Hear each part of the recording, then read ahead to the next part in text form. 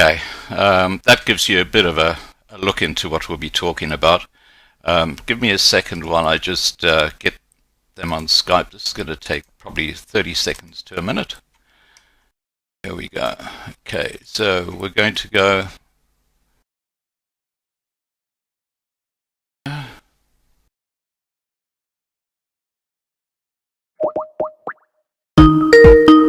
Okay, I'm just calling up Vanessa.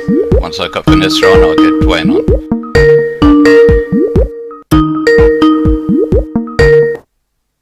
Hi Vanessa. Hi Scott. How are you going? Fine, and yourself? Good, thank you. Great. I'm just going to add Dwayne to the channel, and then we can get right into this. Lovely. It says calling Dwayne.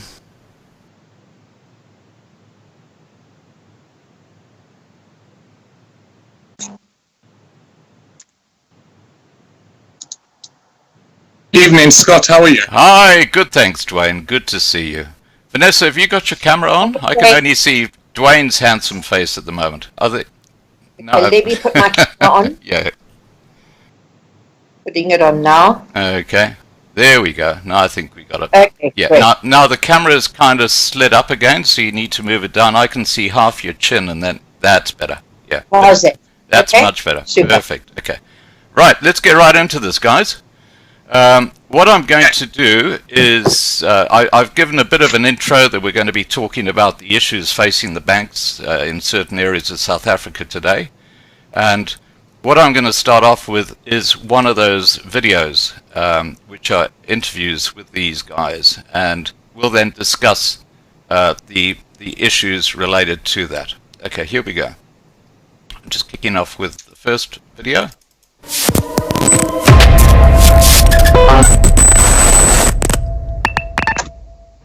Where banks, they try to bully us every day of the week.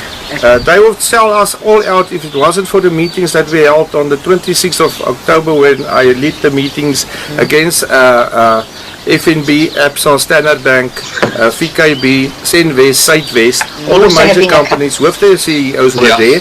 And we've asked them the questions. Why are you doing this to us? Why are you telling me I must sell everything? But in the other sectors, you're right off there. You're right off, and that's a fact. And we don't deny it, that we owe them the money. All that we were asking is, why are you working with us like this? We are not happy. We want just more time to get our plans together, so that we can look if that you don't lose a lot of money and ourselves doesn't lose a lot of money. Do you think the banks have an agenda because they want to do this now quickly? Has it got anything to do with the coming up elections? I think so. Is my opinion. I think the Cyril Ramaphosa that has said that land expropriation without compensation has done a lot for farm prices to go lower, or even nobody is interested in farms. I can ask you a question now. Would you like to buy a farm now? Yes, but if you don't have income for 4 years, you see, you don't have a government that protects you.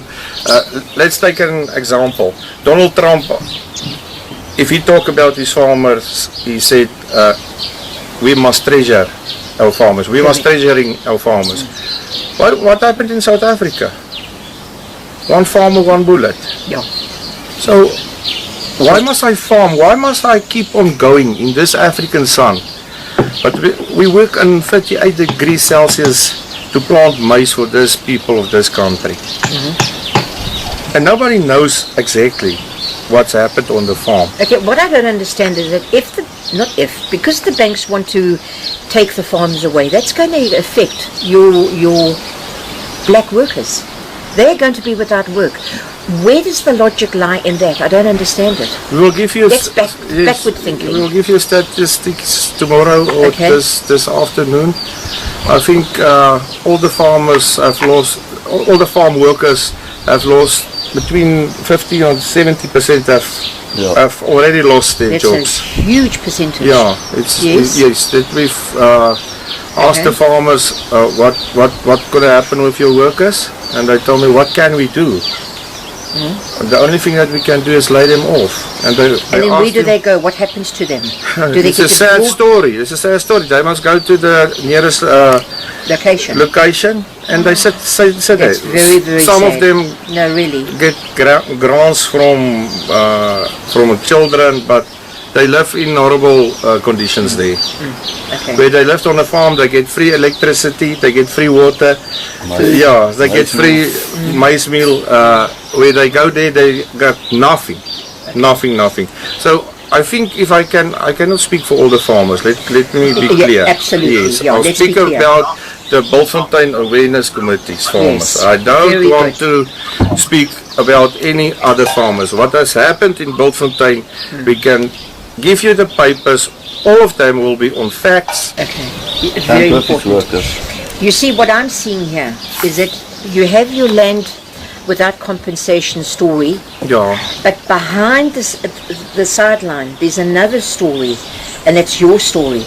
And people are saying, yeah, look at this card. We're playing this card now in public. Overseas know about land without compensation. But behind there is another story with the farmers are going to lose their land through the bank.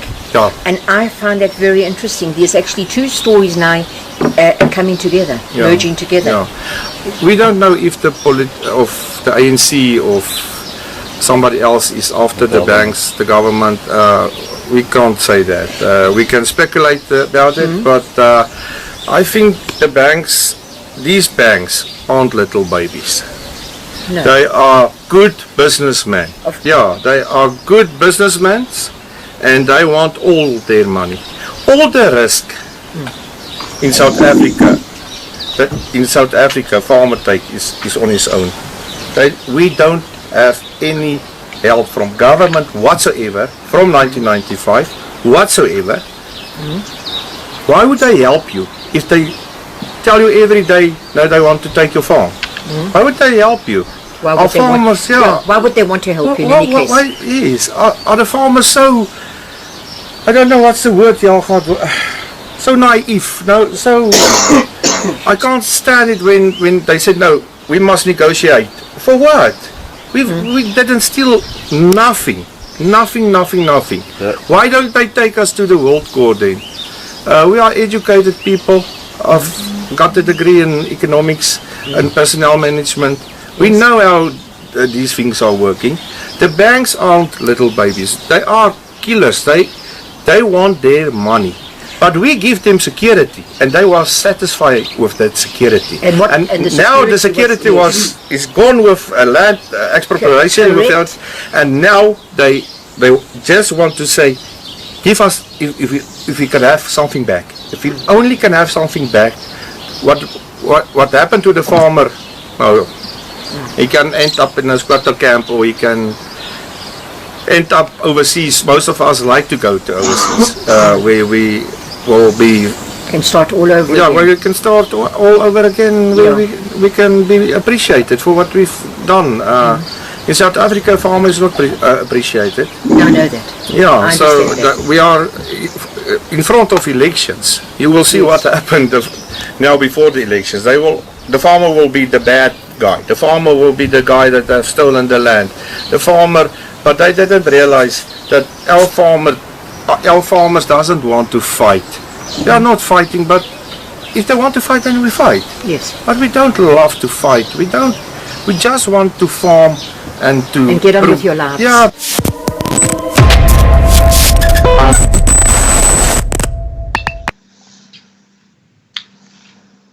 Okay.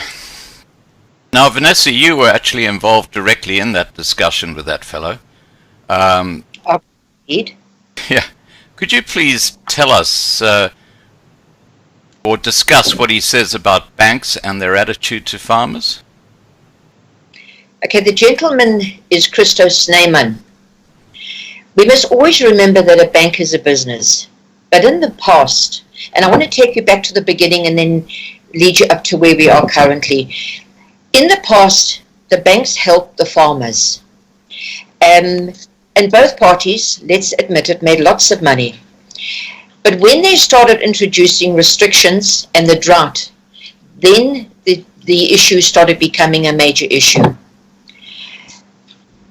They changed their banking policies back in 2005 when we saw the Credit Act kick in.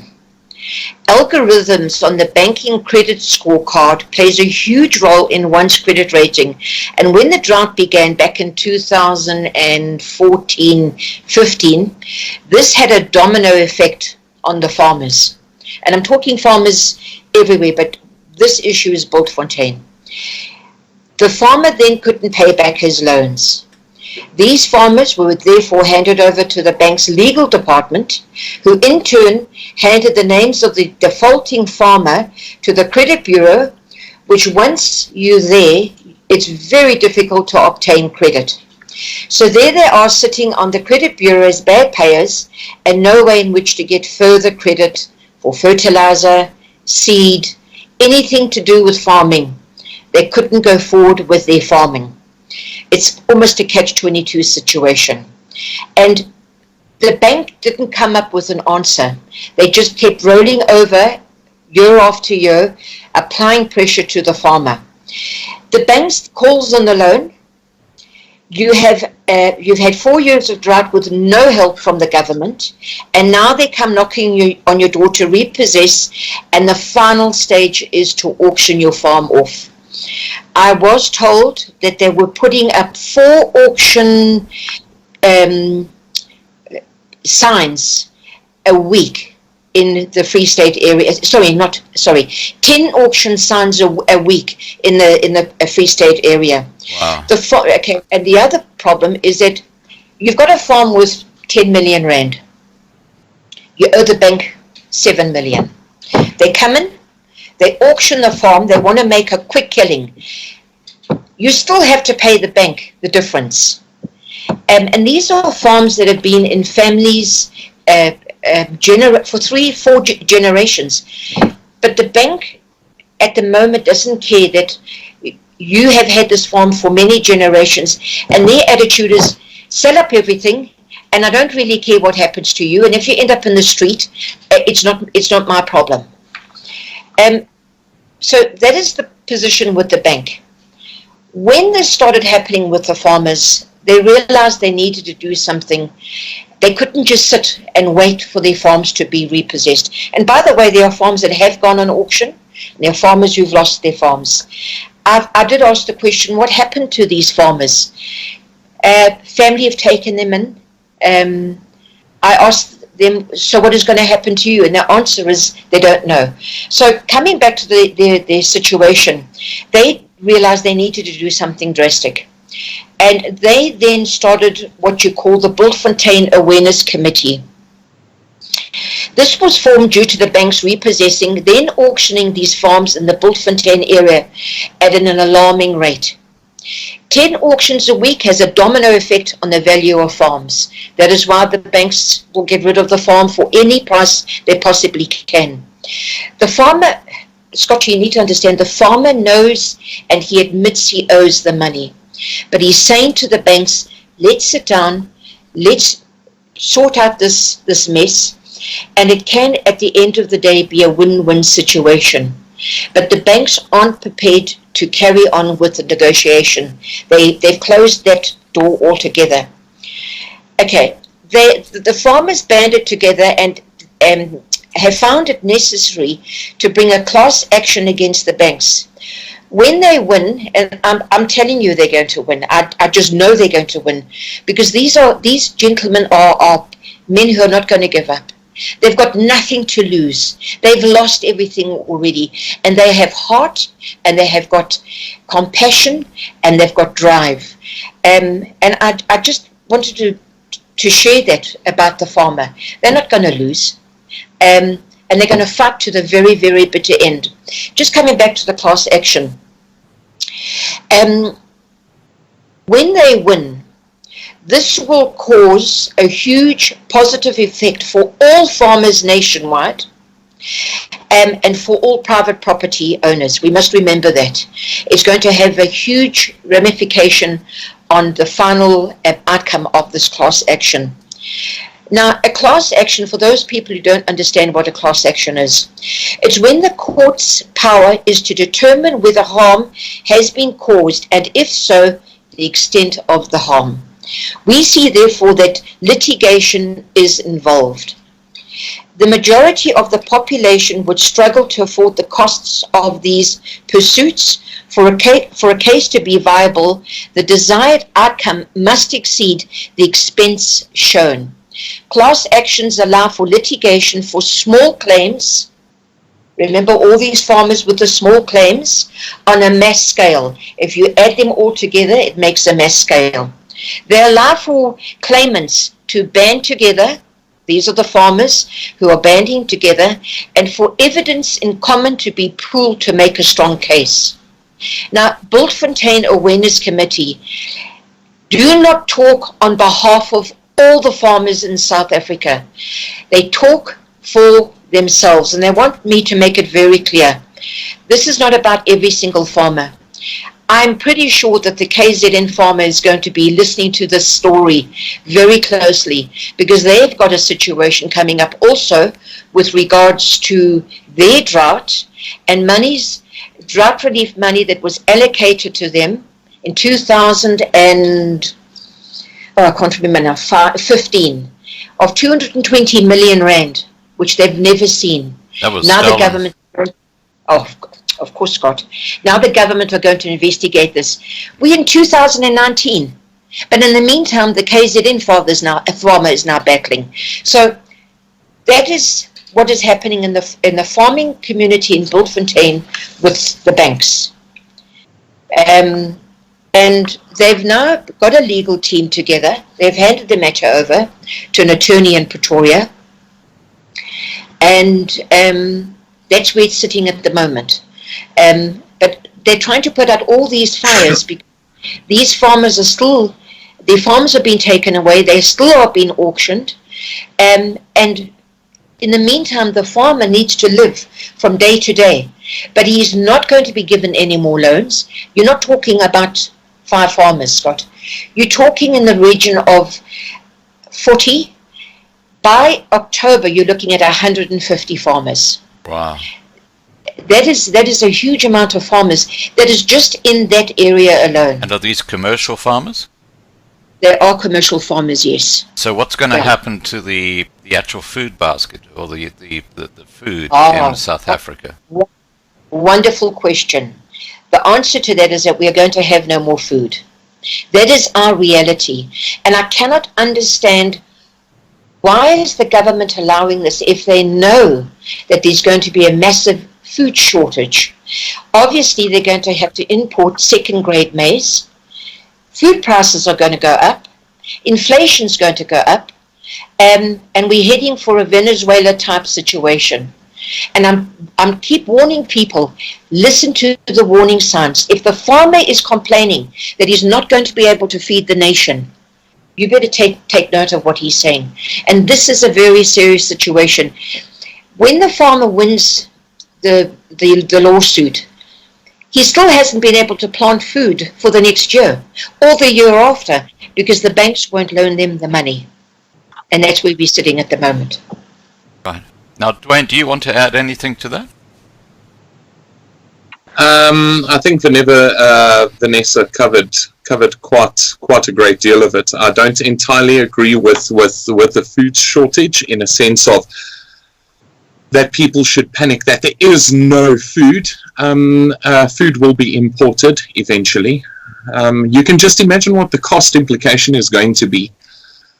So it'd be much cheaper for the government to bail out the farmers rather than have to import food. Well, it's just logic. I mean, either way you try and swing it, there's always a reaction to an action. Let's be honest. Take away the farmers, and the reaction is obviously going to be severe. Speaking to the farmers, Vanessa's spot on when she says, she didn't say, like, the silos are excessively low. This is the complaint that we get. So while we were in Bultfontein, the major complaint from almost all of the farmers that I spoke to is the silos are low. The silos are low. Yes, grains come in and go out. That's normal. I think someone seriously needs to go through to a bunch of the silos and find out exactly what's happening on the ground. But as far as the farmers are concerned, food is very low. Yeah, Darby sent me a photo yesterday, and hi Darby, I see you here, which was of a maize crop, and it was dead because of the drought. It was like, a foot high, and it had all gone brown and gone cactus. And that's a reality of what's happening right now in places like Bultfontein. Okay, let's move on. Vanessa, what is the impact of what we're talking about on the farm workers? 50 to 70% of the black farmers are already unemployed in that area. That's a huge percentage. And they've now moved back into the townships. And the living conditions in the townships is township living. Whereas on the farm, they've got free water, free electricity, and free food. And in Bultfontein, 93% of the population are black and 7% are white. So it tells you they've got a huge problem there with regards to the impact of the farm workers in Bultfontein. And that should be of a huge concern to the government, because each one of those guys has a vote. Correct.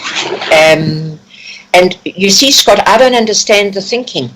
I do not understand the logic behind what the banks and the government are doing in just the Bultfontein region alone. Easy. Okay, Dwayne, anything you want to add to that subject? Well, we can elaborate quite extensively on the subject. I don't know if you want to do it later in the live stream or go into it now. Oh, no, let's do it now, yeah. Okay, perfect. So what South Africans need to understand is that this has a knock-on effect. No matter which way you try and swing it, at the end of the day, what's going to happen is the farmer's going to leave the farm. Okay? Yes, fine. Other farmers may take over that land. That land may be given to a previously disadvantaged blacks. It may go to a different minority group. Oh, but the likelihood is it would end up in the hands of a super farmer. These super farmers feed, likewise, massive amounts, produce massive amounts of maize and feed large quantities into both international markets, local markets, and so forth, so on. But the knock-on effect that we were talking about is, if we get rid of 20 farmers or 50 farmers inside Bultfontein, even if that land is being worked, the knock-on effect is the supermarkets need to retrench all of their staff because there's no demand for toilet paper, milk, general resources.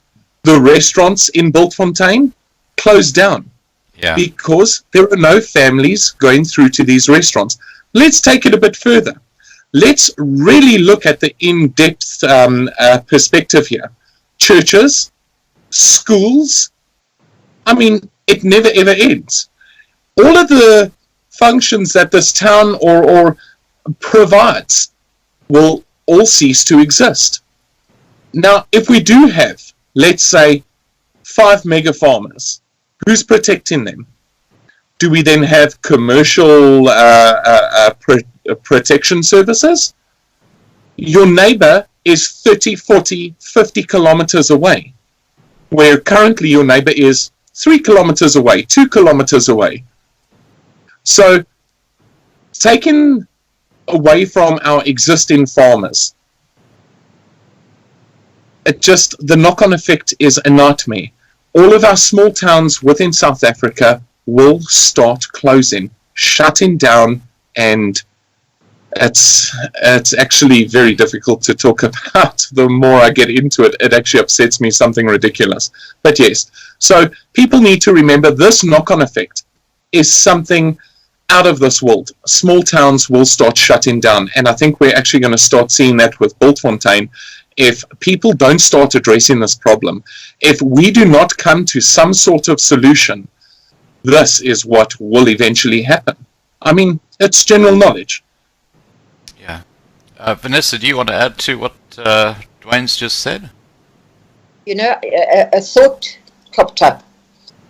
If these farmers are experiencing this, well, they are experiencing a drought. We don't know how long the drought's going to be. So what's the point of auctioning the farms to another farmer when the next farmer is going to have the exact same problem? And Dwayne's got a very valid point about super farmers. I don't want to go down this road, but I need to touch on it. Dwayne made a very valid point about closing all these little dorps. That's the ultimate goal. They want everybody confined into one space, so control is far easier. And we're talking about the New World Order. They don't want people living out there doing their own thing. And I see this is going to be happening in the future. But I just don't understand about the farms being taken away because the next farmer's going to battle just as much. Do you think perhaps that there are overseas companies which have a huge farming operation just watching in the wings and ready to pounce? I don't. Talking about these super farmers. Super farmer. I don't. You know, Scott, you cannot work against drought. They cannot perform a miracle, these super farmers. Drought is drought. So I don't see international farmers coming in. Maybe China's got a solution. I don't know. Maybe it's something that we don't know that they know. But, yeah.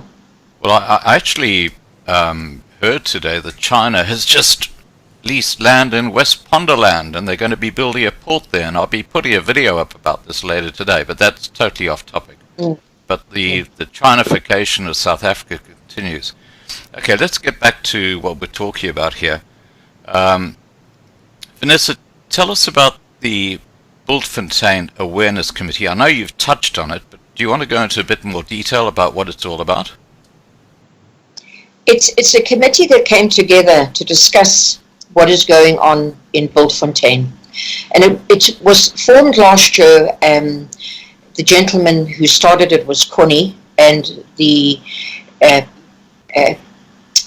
Christos Neyman has now taken it over. And it's basically a committee where the farmers get together, they discuss what's going on in Bultfontein, and then they went and got legal advice. And this particular lawyer, who's doing great work, will be representing the farmers. And remember, Scott, it's not all the farmers in Bultfontein. I need to say this. There is no... the farming community is not united.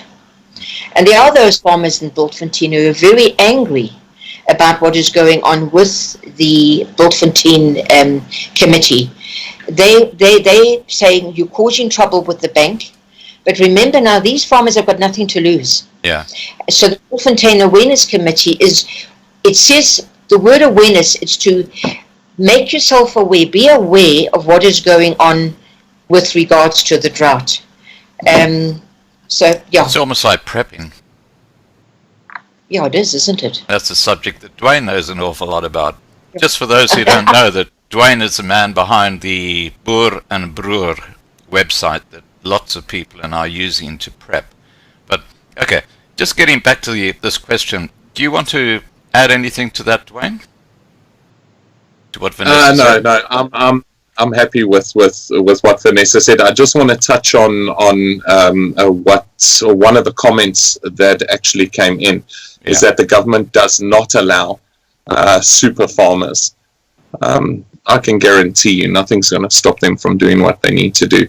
If we do look at China, I mean, we're really talking about commercializing farms here.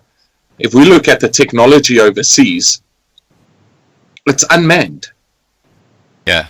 These super farmers, yes, they're all autonomous. You do not need a driver. Literally.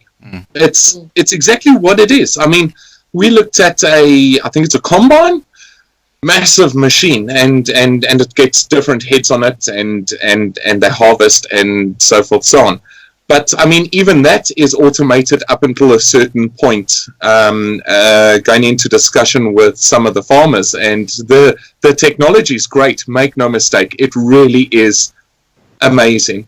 But if you need to harvest straight throughout the day, throughout the night, whichever the case may be, I'm not too sure how the process goes.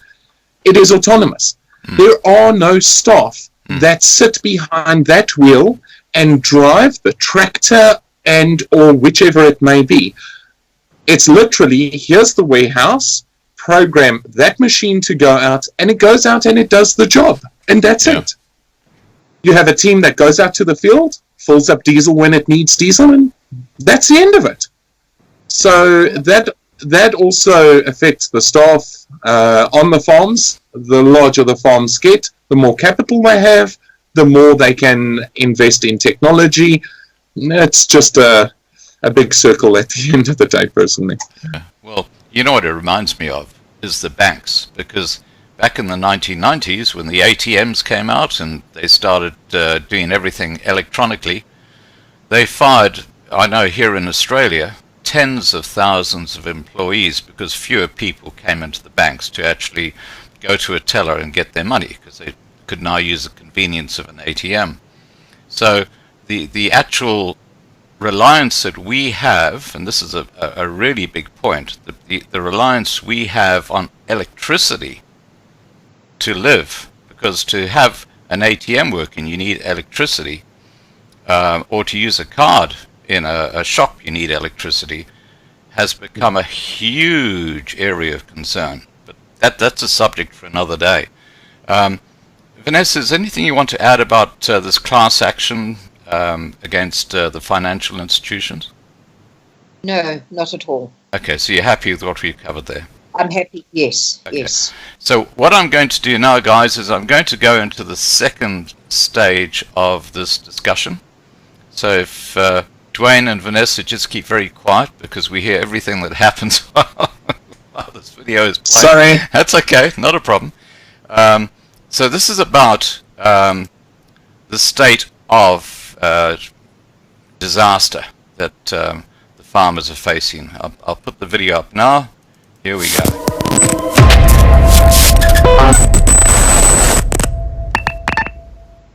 So you guys are now declared a disaster zone? Yes.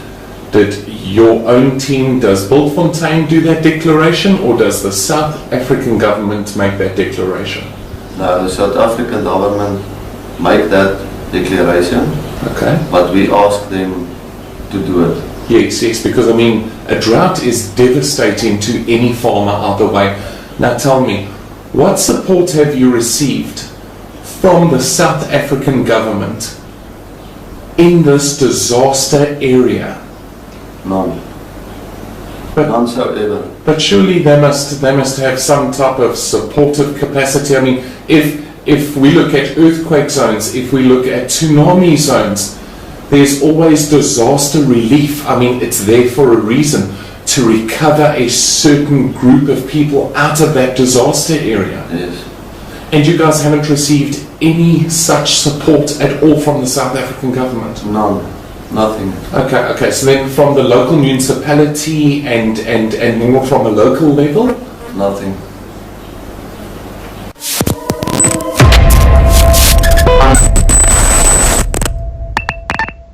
Okay, looks like we lost Dwayne for a moment, but I just want to raise a point before we discuss what that guy said, and that is that, sorry, hold on a second, my little viewer here has just taken on a life of its own. Let's get back to the subject. Okay, now that Dwayne's back, right, Dwayne, can I pose this question to you? Yes. We're talking about the disaster happening on farms in places like Bultfontein. We hear in that video that farmers are getting no support. Can you talk to us about that? Most certainly. I think this is what shocked Vanessa and myself the most. I mean, any country right across the world, full stop. If there's a disaster, what happens? The world comes to aid. Their governments come to aid. Disaster zones are not handed out free willy-nilly for no good reason. Let's be honest here, and let's make this very clear. A disaster where a tsunami strikes a nation, fine. Millions die. This disaster is a slower process. So what we're seeing in Bultfontein is a disaster. It's been declared a disaster by the American government. Actually, twice, because of the drought. Now, what happens in every other country that have the capability is they have disaster relief funds that then come into play. They have volunteers that come into play. They have organs of state that are put into action to recover from said disaster. The only difference between an earthquake, a volcano, a tsunami, a terrorist attack, is that Bultfontein is the disaster is played out extremely slowly. And this is where the gas comes in, where you do not recognize that it is a disaster, full stop. No matter which way anyone tries to swing it, it's a disaster zone. Now, if I had a house, let's say on the west coast or whichever it is, and a tsunami hit my house, someone would come and support me. My question that I'd like to pose is, would the bank take my house away from me during that disaster period? Because that doesn't make sense to me. And if I look at Bultfontein, it really just does not make sense. It is a disaster. The government has declared it a disaster zone. Why are these farmers required to pay back these debts during heavy drought seasons? I mean, one of the farmers has been hit by droughts for more than 7 years. And I want to put, well, I would like you guys to try and understand this, and I want to put it into perspective for you. One of the farmers told me, Dwayne, Vanessa was with us, let's say you didn't get a salary for 7 years, and he just stopped talking right there and then. And it really took time to sink in. Imagine anybody that is watching this video, your salary was cut for 7 years, right now it stops. How are you going to handle that situation? You are not going to be able to. This is what is required of these farmers. So there are so many aspects that come into play, and declaring a disaster zone isn't just handed out, as I said, free willy-nilly. I mean, there's a lot of investigation that gets put onto the ground. A lot of work is done before that is ever put into place. Because, I mean, you know, you could also cry wolf with a disaster zone. And where something may hit for 6 months and it really isn't that dramatic. But if we look at Bultfontein, I mean, come on, we're talking what, 7 years, 4 years for some of the other farmers, 5 years for others. It's definitely a disaster zone. There's no two ways about it. Yeah. I just want to raise something that, because this is so relevant to what you just said, and it comes to the funding issue by the government. I heard yesterday that a company which is involved in supplying mining equipment to mines, which is just gone BEE, and is run by a black life insurance salesman. He's the CEO. I'm not joking. He is the CEO under BEE. The government gave him 19 million rand to kick off. Now, they just gave him that money. And here you have farmers who are qualified, they know what they're doing, who cannot get a cent from this government. It is just, it's called kicking yourself in the foot. You know, it's just crazy what is happening. Vanessa, what are your thoughts about what Dwayne was just talking about? You know, I want to add to what Dwayne was saying, that I don't know if the South African public are aware that the farmer hasn't received help since 1994. This drought began in 2014 and 15. Had the farmer been given relief money, and they've made an allocation this year of 2019, and I didn't really look at the figures that Christo sent me properly. I picked up a 72 million rand drought relief money that's been earmarked for Bultfontein. Now, I could be wrong. And then at a later stage, another 150 million. We all know they're never going to see this money, and it's coming too late.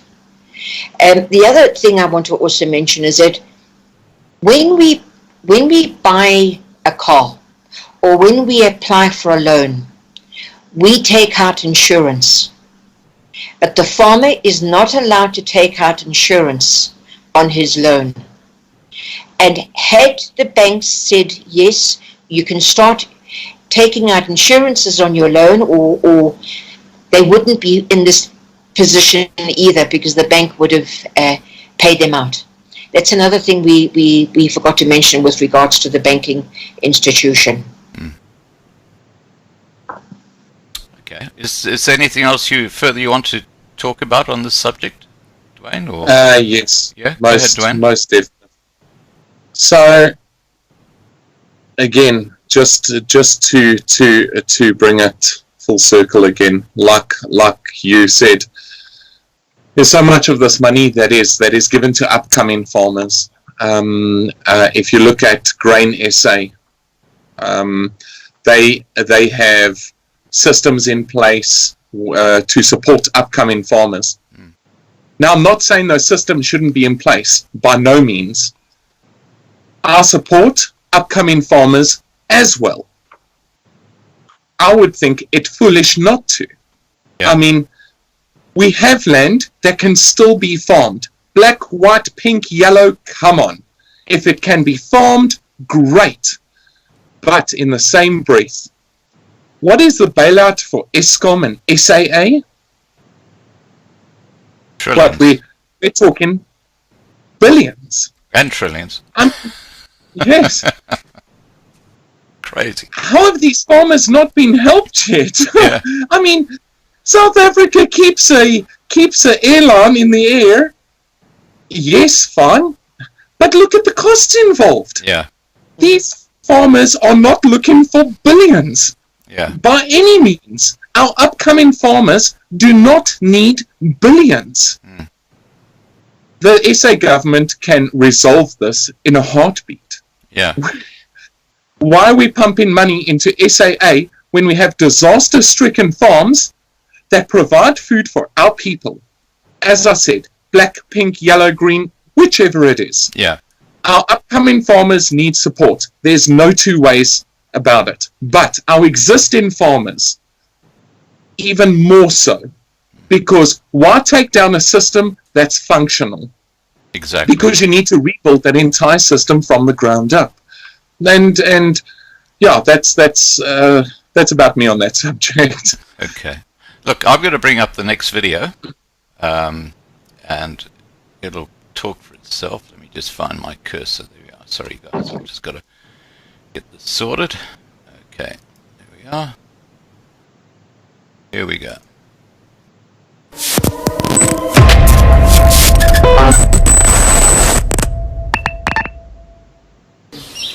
It isn't that we ignore the bank, and it isn't that we don't want to pay them back. It is just a situation that we are in such a drought, a long drought, a situation, an act of God, that we can't repay the bank now because of lack of income. We are strong farmers that know how to farm, and we know how to provide food for this country and to create jobs and to help to be also a liable citizen that helps the economy by farming, by buying things, by selling things. How will you replace us? By whom? Where will you find the persons that have got the skills that we have? Where will you find a person and put him in our same position that's got the experience that we've got, the knowledge to know how to farm? And what will it cost? I don't know how you are thinking. It makes me very sad. It's not my case only, and that's why we started this awareness commission. It is because of this unfairness that's going on also in the financial side of a farmer's life. We as farmers had to look at new financial support, because if you are our partners don't leave each other when times is getting hard. You stuck together, you walk through it, you don't run away.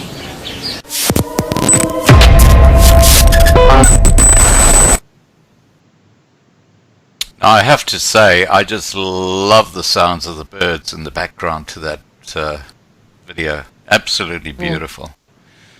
Okay, so we're talking about the drought in this situation. And question for you, Dwayne. What will happen to these commercial farms if the banks foreclose on the farmers? Well, at the end of the day,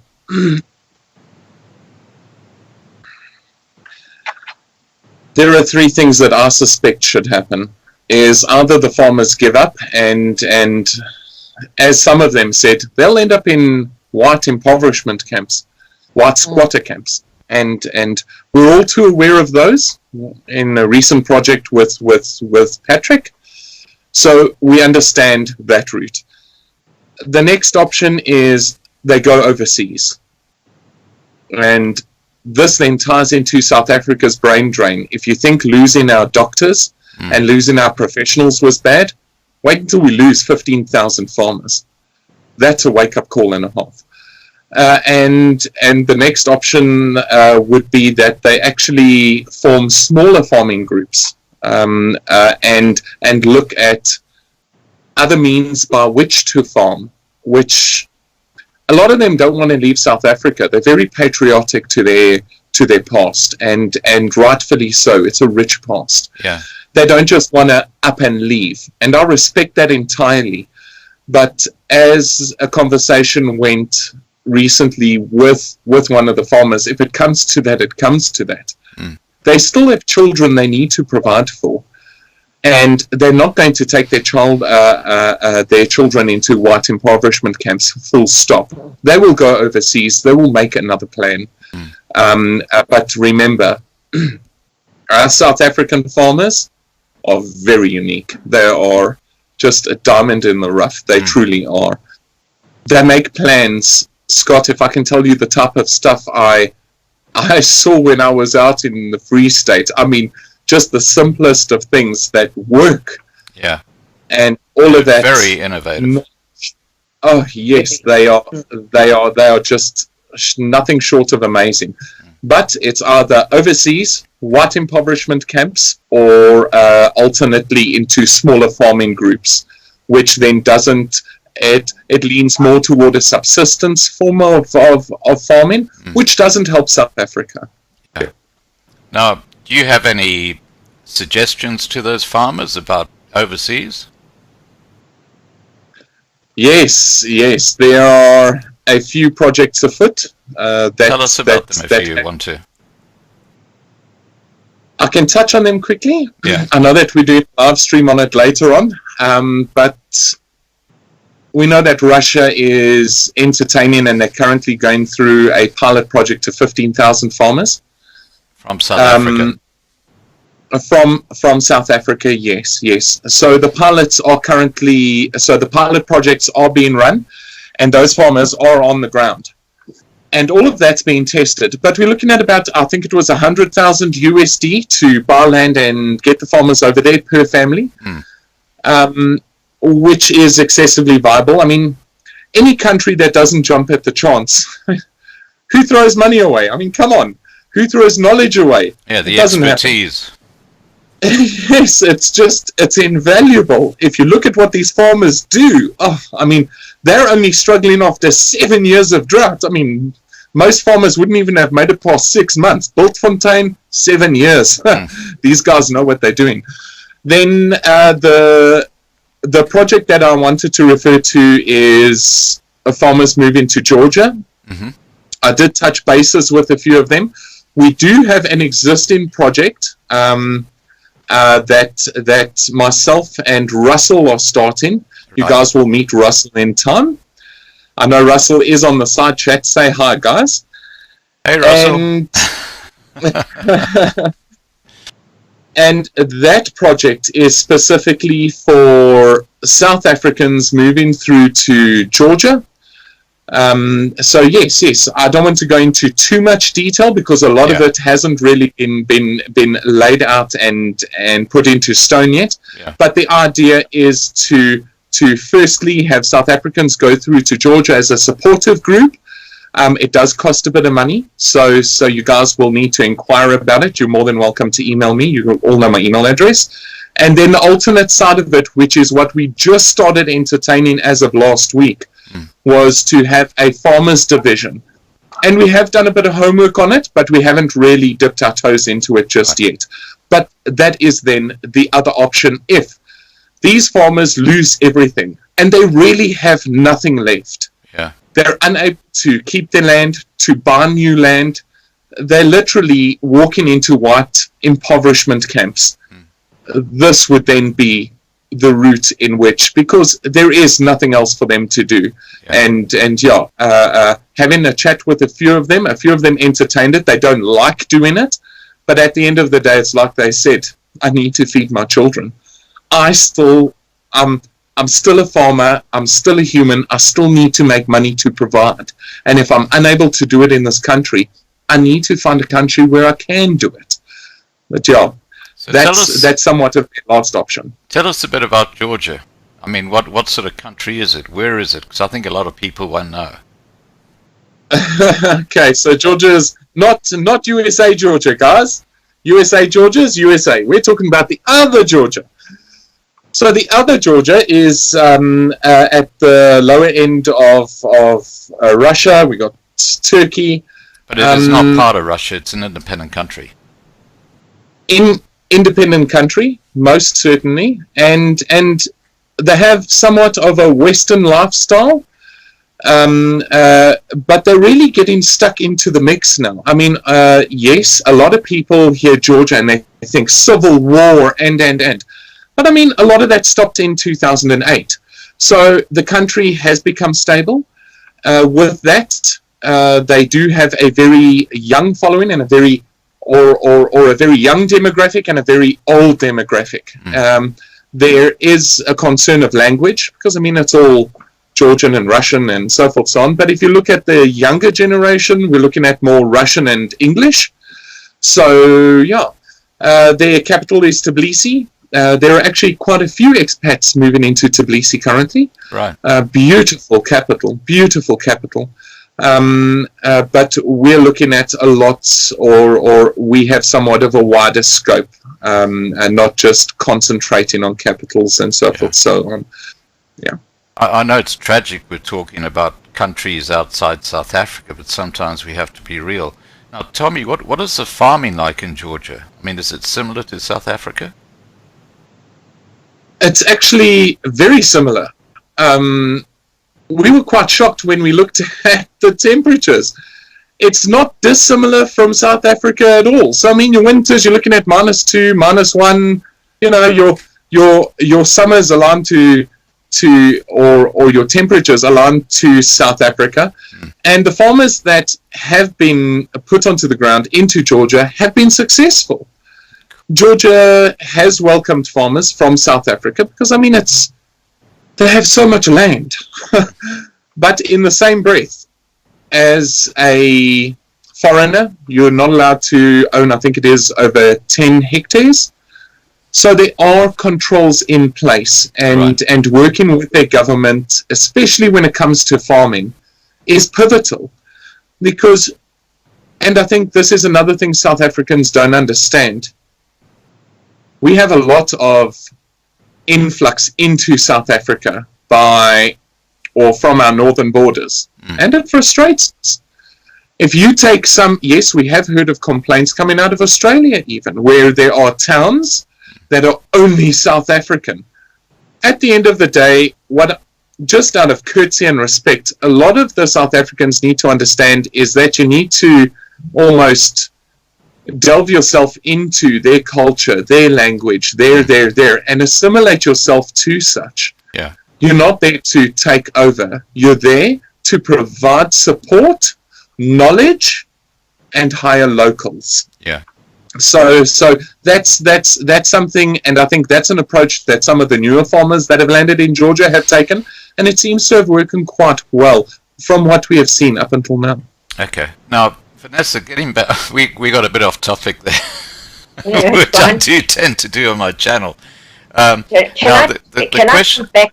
Yeah. Get back. I was going to say, please, getting back to the original question, please. Yes, What do you yes. feel? Listening to Dwayne, it sounds like a wonderful idea. But I need to be a little bit more realistic here and say to the South African public, your Bultfontein farmer can't even afford to buy his daughter a matric dress. How is he going to get to another country? They have nothing. The one farmer, I heard a beautiful story, and I need to share this. Over Christmas, the one farmer put 10,000 Rand in an envelope.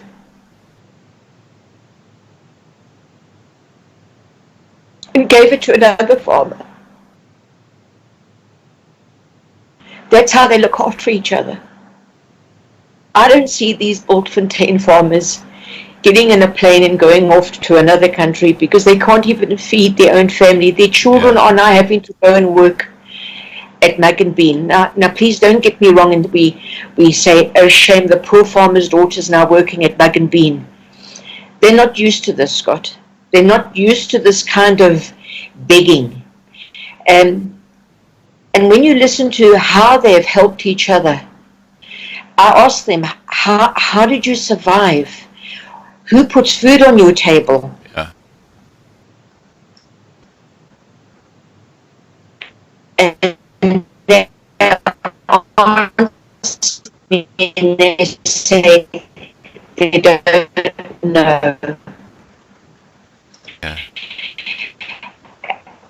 They're Vanessa? all grouped together and help one another. Vanessa, we got a very bad link at the moment. And Okay, just talk again, Vanessa, just see if we can hear you.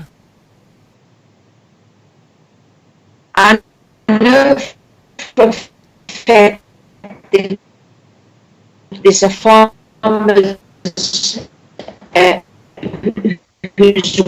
wife is now working in Bloemfontein, and she leaves on Monday morning to put yes.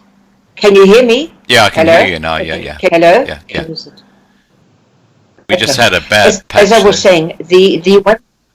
No, it's fine. As I was saying, the one farmer's wife has to travel to Bloemfontein to go and put food on the table. Wow. And do you know how this affects the community? Because the farmer's wife is now having to go out. He sits at home. He cannot farm because his tractor's been repossessed. His buggy's been repossessed.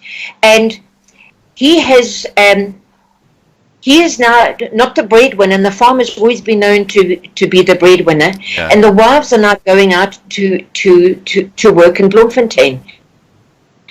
These are the negative effects that are happening amongst the farming community, not just the fact that the bank has come in and not going to support them anymore, or they have a drought, or they watch their animals, their sheep and their cows die from hunger. They also have family situations, and it has to be very hard for any farmer to watch his wife leave on a Monday morning to go to work. And he's in that farm all alone. His children have gone to Bloemfontein to also work. So from my side, I don't see these farmers in Bloemfontein catching a plane off to anywhere. We have to step in and help the farmer. And that's what we're going to talk about now. Carry on, Vanessa, yeah. Sorry, I get very passionate. Yeah. I don't believe the city dwellers really understand what is going on in the farming community. I'd love to arrange, like the Chinese, they put tourists on buses and you pay to go and sightseeing. I'd love to put all the city dwellers on these buses, have them pay, and I'll take them to Bloemfontein, and they pay us X amount of money, and we put them on the farms for a weekend, and that money goes into the trust account for the farmers. We need to come up with ideas of how to help them. Sorry, yeah.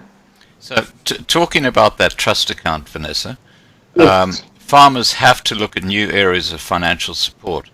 How can we help them? I'm going to ask every South African citizen, and I mean every South African citizen, to dig deep and put money into their trust account, which I don't know where is it going to come up, where's the banking details, okay, and to try put money into this trust account in order to help the farmer. Remember, Scott, it was the Bultfontein farmers who came at the beginning of the year and gave us that maize. Yeah, the 3.5 tons of maize, yeah. Correct. Now, the farmer who delivered it, he didn't have the money for the diesel. Yeah. We take them for granted. We need to pay back for the things they've done for us. And I understand it went to the white squatters, and white squatters can't afford to pay back. But come on, guys. Please, I'm going to ask you, I'm going to beg you, I'm going to nag you every day of your life to transfer money into that lawyer's trust account. Do it for our farmers. Let's do it for the farmer, please, guys. And you'll pick up the banking details on the site there now. And let's not make this a one week event. It's got to carry on. We've got to pursue this. I know what the target is for how much money they need. It is a lot of money, but please can I ask you, every single one of you, to transfer money into that account, to pay into that account. Dwayne, do you want to say anything? Yes, most certainly. No matter what happens from this point on, Bultfontein's farmers definitely need our support. Now, I can think of millions and millions. I've been told so many times, there are so many organizations within South Africa that need support. But if you don't have your farmers, nothing works. They are the first point. They need to be supported. Yeah. End of the story. If you do have an organization and you're able to help the Bultfontein farmers, definitely this is where you should be looking at supporting, sponsoring, whichever is needed. Now just on that point, Dwayne, do we have a contact or a website or something like that people can go to find out more information? Because organizations got to be very careful where they give money. Most certainly. Would you like to put that into the side chat? I think it's called Doctor Help or something like that. Christo might know. Is Christo here? Or Davy would probably know. Davy would have it, but I think, Vanessa, you have it as well. We can definitely post it up there. Yeah, Stefan's just posted it up. Oh, thanks, okay. Amal. Cool. Can you see it there? Yes. Yeah, got it. Okay, that's the bank account. Okay, so that's a trust account. And Vanessa, tell us more about how that trust account money is going to be used. What is it? What is the purpose of that money? It's going to be used for the legal fees. I must be honest, I didn't inquire about how they're going to use it because, to be very honest with me, to be honest with you, I not that I don't care how they use it. I know it's going to be for the legal fees, but I also believe it's going to help them to put food on their table. They will sit down with a lawyer, and he will then work out a budget and say, right, let's take X amount for this, and let's do it for that. You please, people, understand this is not for living in the lap of luxury for the farmer. This money is going to be put into good use. So, yeah. It'll be for legal fees mostly. Okay, so the Kevin's just put that information up and said Lombard MJ Incorporated. Is that right? That's, Right, yes. yeah, okay, and that's for the Bultfontein Awareness Committee. And by the way, the lawyer has taken on the case pro bono. Wow. He's kindly, and it's going to cost him a lot of money. Yeah. So you must understand, he must really feel he's going to win the case. Yeah. So, yeah, just wanted to mention that. A thumbs up to the lawyer. And as I mentioned earlier, where the hell are the mainstream media on this subject? It's crazy. Exactly. I mean, yes, there are articles. If you jump onto Google, type in Bultfontein, you will find a lot coming up. But I mean, where are all of our major media houses? Like I said, this is a disaster zone with farmers losing their farms in a disaster zone. Yeah. Surely it should be paused. I mean, surely there should be some sort of agreement. Obviously, these farmers cannot pay back the money immediately. How are you honoring a loan if you haven't had a salary for 7 years? Crazy. I mean, it's just so silly. It just does not make sense. Yeah. It really does not. No salary for 7 years, but please, we're taking your house away from you in this disaster zone. I mean, I would lose everything. Yeah. And that's what these farmers are facing. Shocking. They did manage to plant sunflower seeds, and the sunflower seeds were a donation. However, That was from It Pioneer should- Seed. yes, it was correct. Yeah, and If John Deere donated a whole John lot of Deere- diesel as well. Yeah, I remember that. Correct. Yeah. Yeah, correct. Now, if the frost comes in before the 17th of April, they will lose all their crop, and they will have no form of income. So we are praying, and we really are praying that the frost doesn't arrive in April. Well, everybody give who's those- listening, please pray that we don't have any frost before that time. Very important. Now, Darby has just written in side chat, this class action is going to benefit all farmers in future who is going to get in trouble due to natural disasters like drought, if banks just want to sell them out for far under their land value. I think that's a very important point that Darby raises. Yes. Oh, we seem to have lost, there's Dwayne's back again. You've shifted sides. Sorry. That's okay. I don't know. It doesn't matter. All right. Is there anything else you want to raise about the financial side, Vanessa? No, I've covered all my bases. Okay. And Dwayne, is there anything you want to raise? Yes, I want to touch on what Darby said. He makes a very good point. Yeah. You all need to understand that if an earthquake hit Johannesburg and you were declared a disaster zone, imagine the banks came to take your house. This is what we're talking about, guys. This affects all of the farmers. No matter which farmer is affected by a drought, a disaster, that debt, we should have a general understanding, and these farmers should be protected. Yeah. Darby makes such a wonderful point there. The benefit of this class action is for all of the farmers throughout the whole of South Africa, And where ongoing. they need to be supported. Yes, most certainly. So if this happens again, they've now got a precedent that they can just work under. Yes.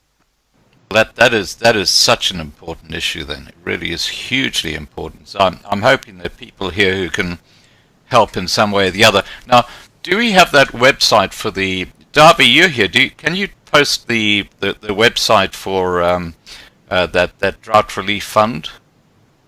Because if there are people here who can forward them to organisations, they can contact these people online and have a chat to them and make sure they're credible and everything is kosher.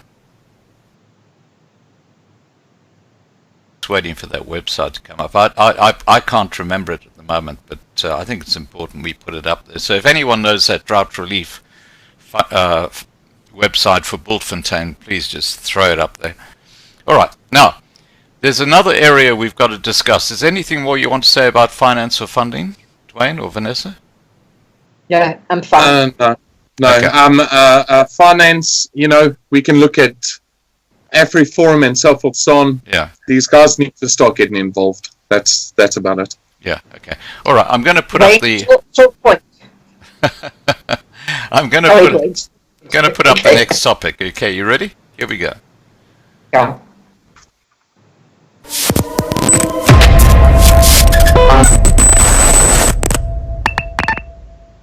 They put the ewes inside the little corner with that lambs and they closed them up there and they took 17 or 18 ewes, and what I found in that corner was these freshly birthed lambs, and their mothers were taken. The mothers were missing, and they were fresh birthed lambs. Yes, they were still wet. They were still wet. I think there was 24, 23 of them. But the people that did it, they didn't have a heart at all. I mean, hungry is one thing, but doing that to any living being, to any mother, to any female whatsoever, I don't think you have a heart. I'm sorry to tell you, I think you're an animal. And you said it looked like some of them were actually force birthed, so they could transport the ewes. From that shock, running to get them in that corner, I think some of them, just pushes the lambs out. I mean, I can't understand. I don't know how long they were in there before they were taken. Maybe from that stress, they were starting to lamb. So what I get that morning was 23 wet, small little lambs without mothers. And that was the end of my sheep career.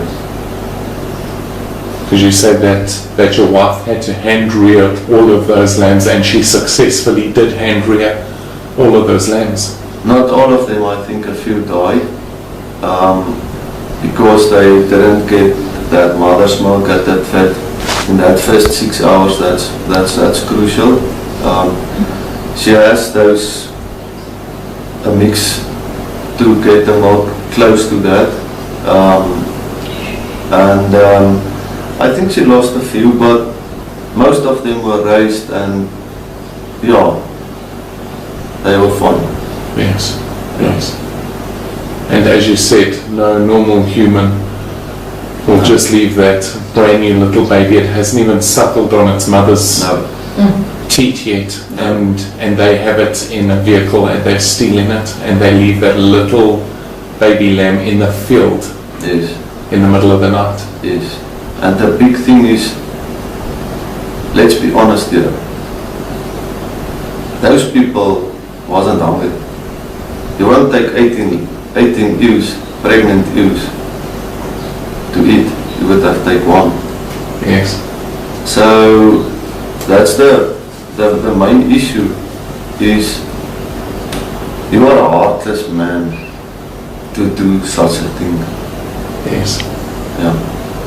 It's purely financial. There's no other reason for it. It's not hunger. Yeah. They took that and they resell them somewhere.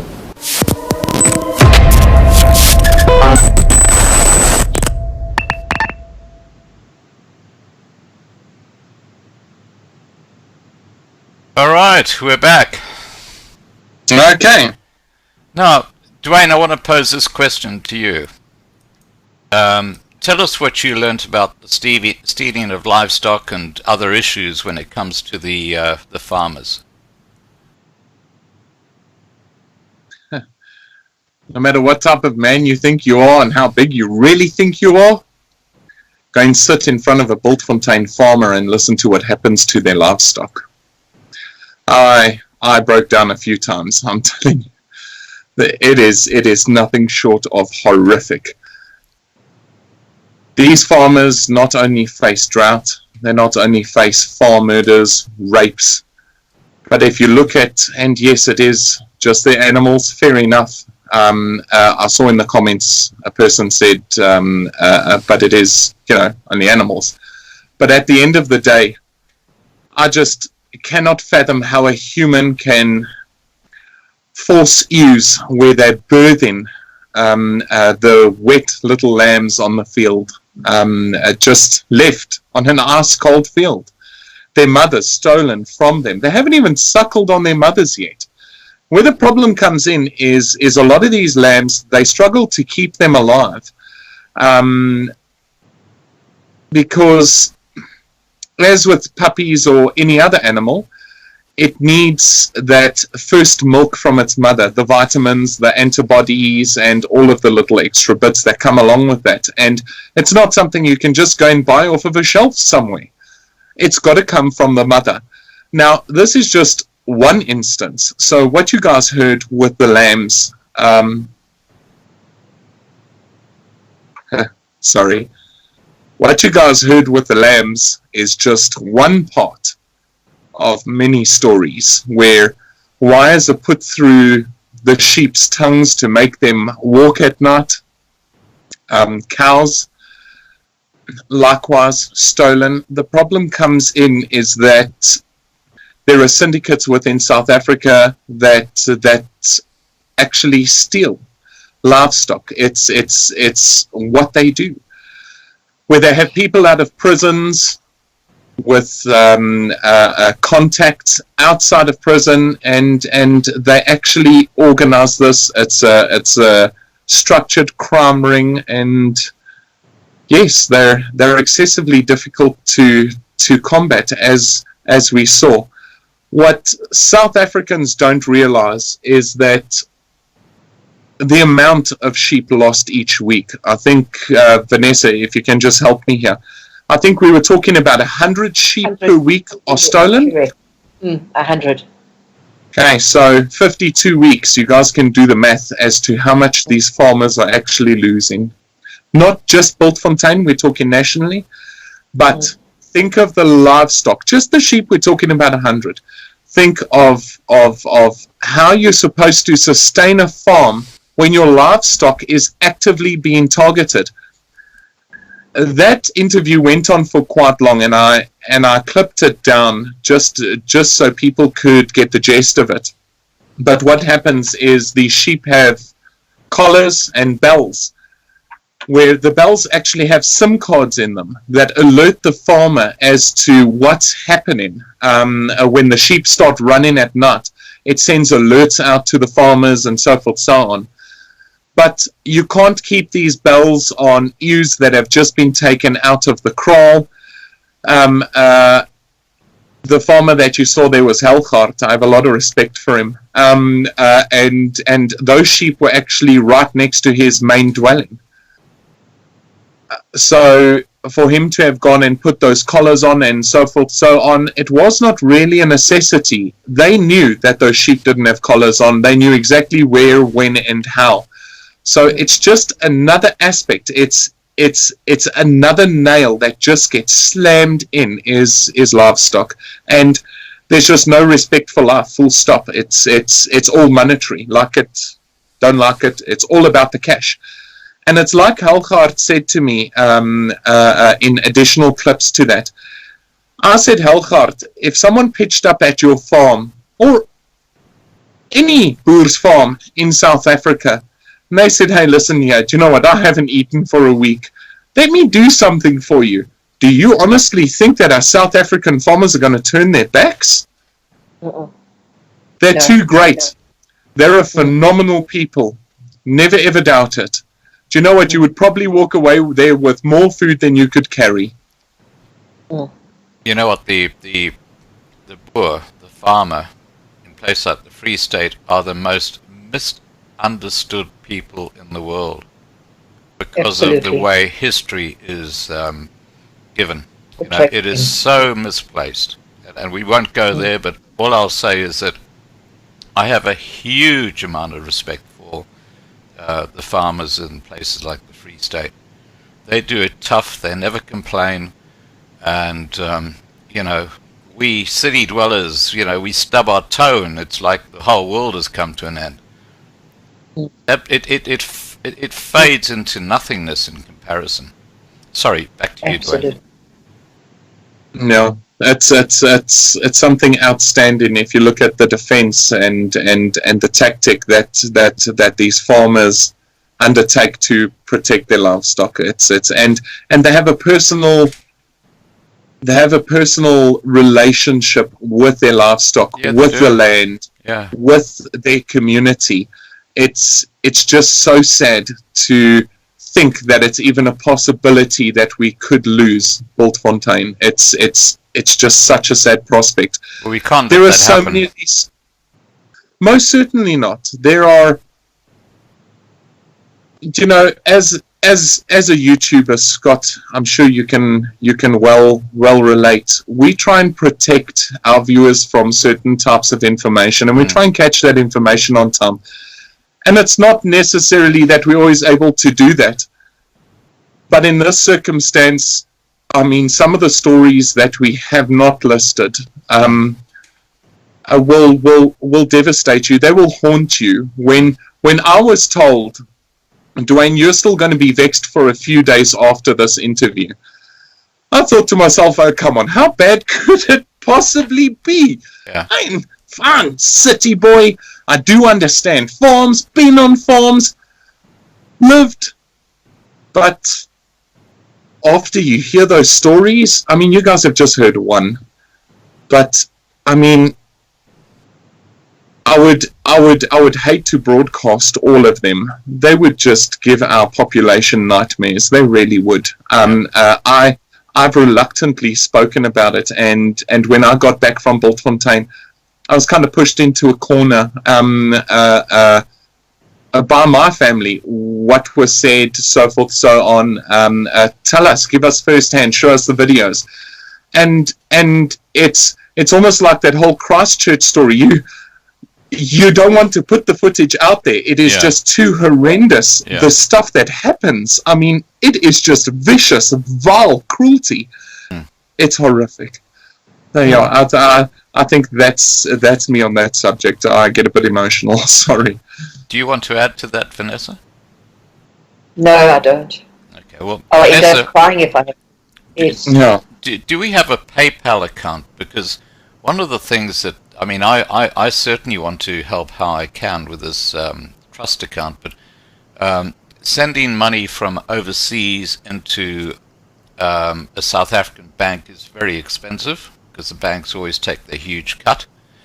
With PayPal, if you say it's a friend, they charge something like $1 or $2 to send the money, which is a huge difference between what the banks do.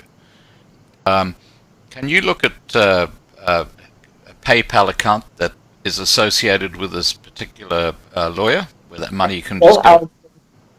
I'll inquire. Yeah. I'll speak to Michael. Because I think that will help people from overseas. I'm just And talking this. That's where the money should come from, because of your dollar-rand exchange. Yeah. We would get far more for our money if we had to get the overseas people on board. Yeah. Because that's ultimately what I'm aiming for. Yeah. Okay. Well, look, we'll touch base on the PayPal account at a later stage through the channel and the videos here. Guys, is there anything else you want to tell us about your time? Oh, sorry, before we do, Vanessa, are there any other issues facing farmers that you'd like to talk about? Yes. We've covered the drought, we've covered the farm killings, we've covered the animal livestock theft, we've covered the wives going out to work. What we haven't discussed, and I don't quite know how it works, but Darby was trying to explain it to me, are the petrol rebates that are not being paid out by the government. And one farmer is owed 2 million rand. Wow. And you've got to fill in a log, And please understand that a lot of their drivers don't read or write. And you've got to fill in a figure in the morning. When you come back, you've got to fill in a figure again. And this wasn't done properly by a lot of the farmers' workers. And they couldn't do it themselves. So they got behind with their logging. The farmers don't even bother anymore about the petrol rebates. But even if they did do it, they know they wouldn't be paid out. So you're looking at the rebates. Then you have another issue where Eskom charges the farmer far higher than they charge us city dwellers. And I asked the one farmer, how much is your Eskom bill? He said easy, between 10 and 18K a month. Wow. Now, there are farmers whose electricity has been cut. They're sitting there on the farm in the darkness. Do you know how terrifying that is, knowing that there are farm murders going on? I know that I wouldn't be able to sleep there at night with not having any electricity. Another thing that, Dwayne, I'd like you to also talk about, because you're very good at explaining this. Remember the night that we stood out there with Hellgard? Don't you want to tell them that story with the lights? Oh, yes. Oh, you're really pulling on heartstrings here, Vanessa. But you're a Yes, lovely yes, I can. storyteller. That's why I'm going to let you do it. Okay. Let me paint a setting for our viewers. So, Vanessa, Stefan, myself, Hellgard, we took a bit of a walk about the farm at night. And as you're all well aware, the Free State is flat. When I mean flat, I mean It's flat. flat. It is but beautiful land. Oh, how I love South Africa. And in the darkness, we are literally in the pitch black night of the Free State, and the air is crisp. The Milky Way is just gleaming. The stars are shining. And as you bring your head down from the heavens and you look upon the horizon, you see just all of these lights just all around you. Everything's flat. So you can see 5 kilometers away, there's a farm. 3 kilometers, there's a farm. 2 kilometers, there's a farm. Another 5 kilometers. And you've just got all of these lights in the Free State. And I was telling Vanessa, look at how beautiful that looks. You know, you've got the stars above you, and you've got all of these little lights on the horizon showing each of our farmsteads. And Hellgard said something that will stay with me till the day I die. He said, those are only half of the lights that we used to have. He says the rest have already died out. Standing under the stars, he says, what's so unfortunate is in the next few months, half of those lights would also die. And it symbolizes the light of a life of a farmer. When you stand in the middle of the Free State in the darkness and you look at all of these little lights, much like stars just above your head, these lights are starting to die, and they're being extinguished one by one. And it's so sad, because it's one of his favorite points. He loved standing outside at night and looking at all of the Free State farms, and he could actually, by the lights, he pointed into these little spots of blackness in the night, and he said, there used to be a light, and this is what happened to that farmer. And there used to be a light, and this is what happened to that farmer. I'm telling you, Vanessa couldn't sleep that night. I know I couldn't sleep. I heard you were complaining the next morning, Vanessa. I just couldn't sleep. Everybody went to bed, and I came out of my room, and I sat under the stars, and I just couldn't sleep. I stayed up well after 12, and I mean, it's fun. Maybe it's a routine, but I was so vexed by just that. It's something out of this world, and it's such a true story. Look at the lights of our farmers being extinguished one by one. Wow. This is what these guys see. It's not just farm murders. They physically see the symbol or the symbolism of each of these homesteads, little lights going out. It is so sad. Very It's just sad. so bad. Thank you, Wayne. You explained that 100%. beautifully. Yeah. Thanks. But that's what we take home with us. Now, Those memories. Vanessa, just while I'm thinking about it, Birdite has said, do you have an ISBN? I think she's overseas, and she wants to know if your trust account has a, it's like a SWIFT, number that they need and stuff like that to make a donation. May I? I'll inquire. Yeah. Look, And I will get hold of Michael tomorrow, the lawyer, and ask him. okay. Look, what I'll do is I'll put an IM in the side chat, and I'll just give my email address for Verdite and any other people who similarly are thinking of contributing and they want to put it into the bank account. And if you just send me an email, I will forward it directly to Vanessa, and she can get you those details. Okay, here goes the Absolutely. thing in the side chat. And some other, Stefan says PayPal would be better. I think PayPal is probably a good way to go for an option for people overseas. All right. Definitely. Now, is there anything else that you guys want to talk about with your experiences with the farmers?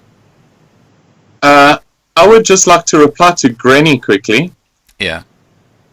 So, just a shout out to Granny. How's it, Granny? We all follow your comments in the side. Much appreciated. She says, I know me and my dogs. You get dogs that grow up with the sheep and guard them. They live with the sheep day and night. They are very vicious towards strangers that come near to the flock. And there is nothing that these farmers haven't tried. I spoke to one farmer that ended up, he actually went out and bought professional dogs. They were trained. Yes.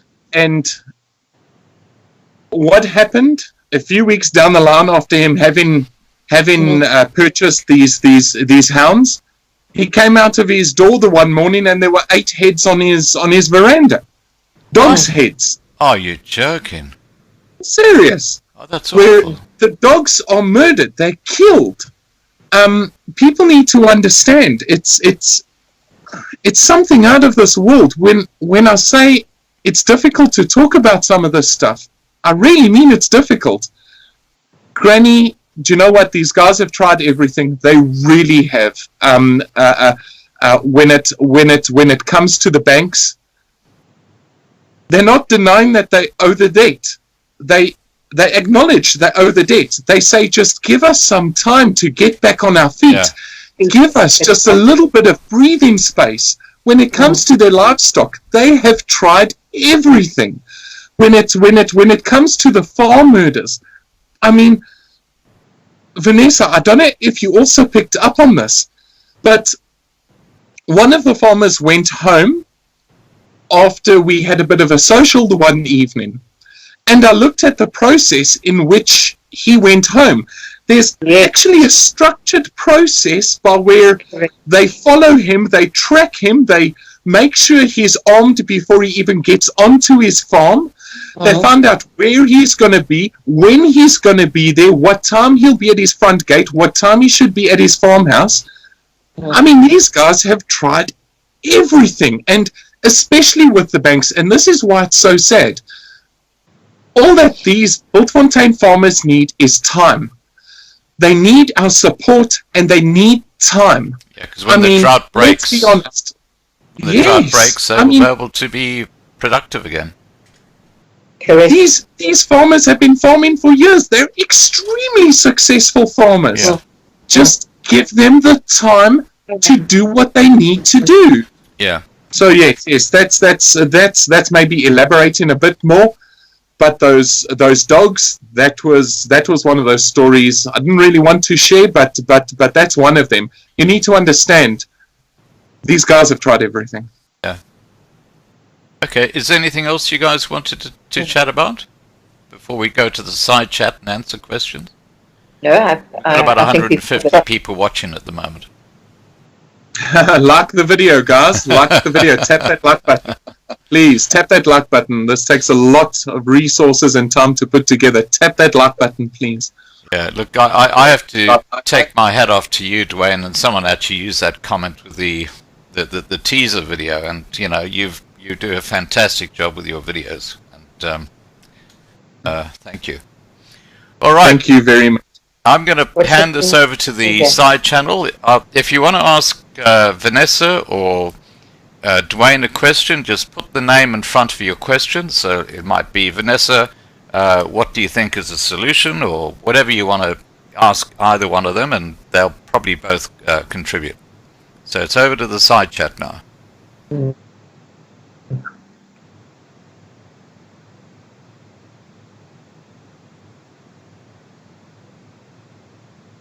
Wow, I didn't know that. Rob Good has written, I believe the banks have already seen the writing on the wall. No wonder Standard Bank is closing something like 1,500 branches. No wonder they don't care about the farmers. 1,500 branches, that's huge. Jarka says, thank you for all the info, Dwayne and Vanessa. It's a pleasure. It's a pleasure, Joel. Oh, Jaco. It's a pleasure.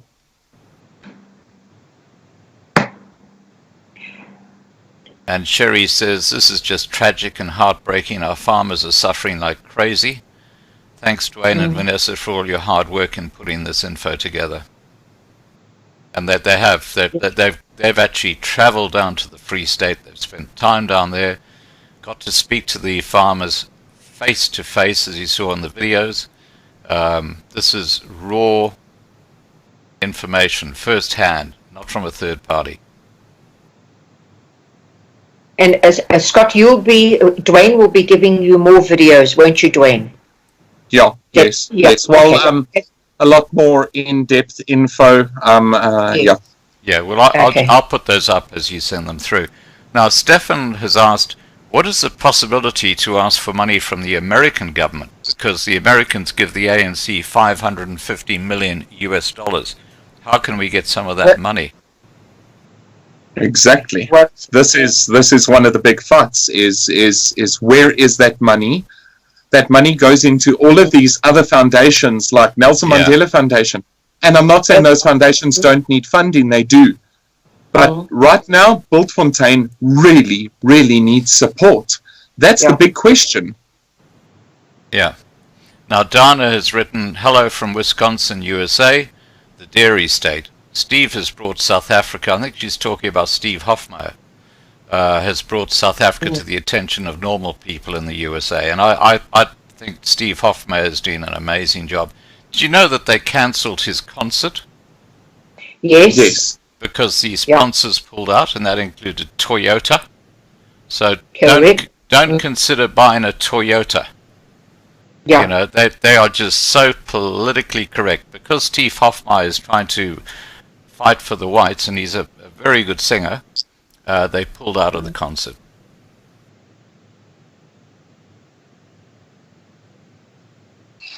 Jarko says Standard Bank is now owned by the Chinese. I'm not sure about that. I know they have their own Exim Bank, which is based in Madagascar, but I don't know if they actually...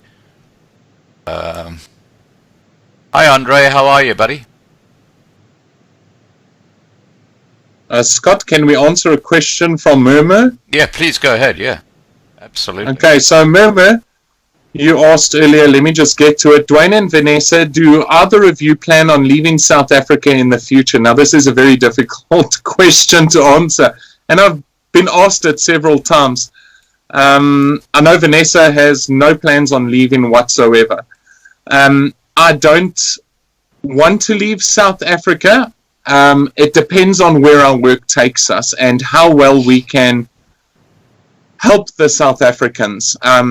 As we discussed Project Georgia, if I do need to go over, I don't think it is the end of the world. I'm not actively insisting that it should be one way or another, but you need multiple plans. At the end of the day, if you're prepping, for example, my family, we have 3 different plans, and that's what you need to take into consideration.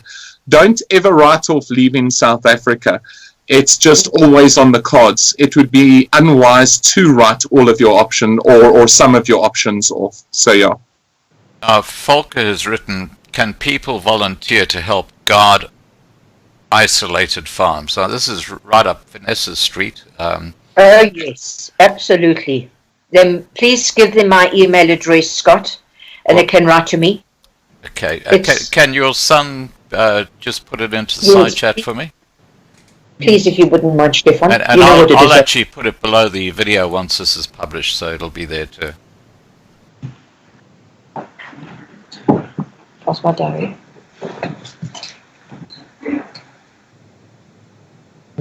Okay. Jaco says, besides Bultfontein, what other farming communities are affected in the Free State area? I do know that there are other areas, but the reason why we're concentrating on Bultfontein is because of the awareness committee that started and the class case action. But when things, as we go further down the road, you're going to find more and more farmers joining this Bultfontein Awareness Committee movement.